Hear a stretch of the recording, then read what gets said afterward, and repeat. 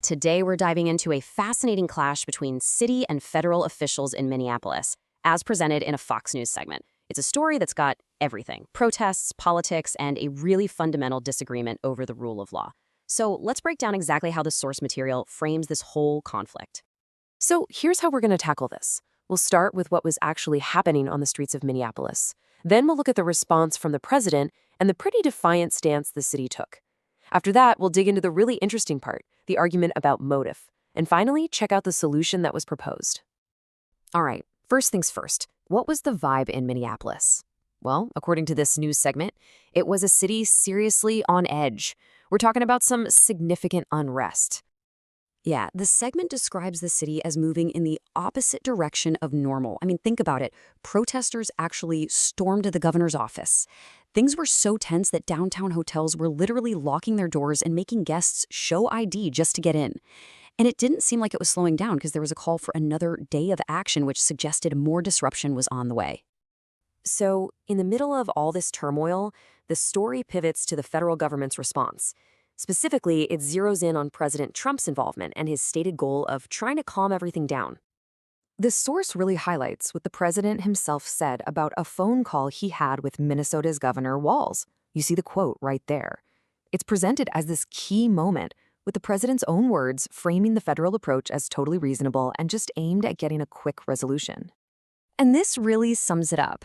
The main objective coming from the White House, as portrayed in this report, was pretty straightforward: de-escalate the situation and bring back a sense of safety for everyone in the city. But while the source paints this picture of the federal government trying to de-escalate, it frames the city's leadership as doing the exact opposite, drawing a very, very clear line in the sand. And here is that line. This is a direct quote from the mayor of Minneapolis, Jacob Frey, and it's presented as the real heart of the conflict. It's just a flat-out declaration of non-cooperation with federal authorities when it comes to immigration. So what you've got here is a fundamental disagreement over who has the final say. The source sets this up as a clash of two totally different worldviews. You've got the federal position that U.S. laws apply everywhere, period. And then you have the local stance saying, well, maybe, but we're not going to use our city resources to enforce them. Okay, and this brings us to the core argument of the news segment. It starts to ask some pretty critical questions about the timing of all these protests and what the real motivation might be. To start questioning that motive, the source introduces just one number: 6,700. So what is 6,700? According to the guest on the show, that's the number of people who were deported from Minneapolis in the 4 years before the Trump administration. And here's the kicker. She claims that all of those deportations happened without anyone saying a word in protest.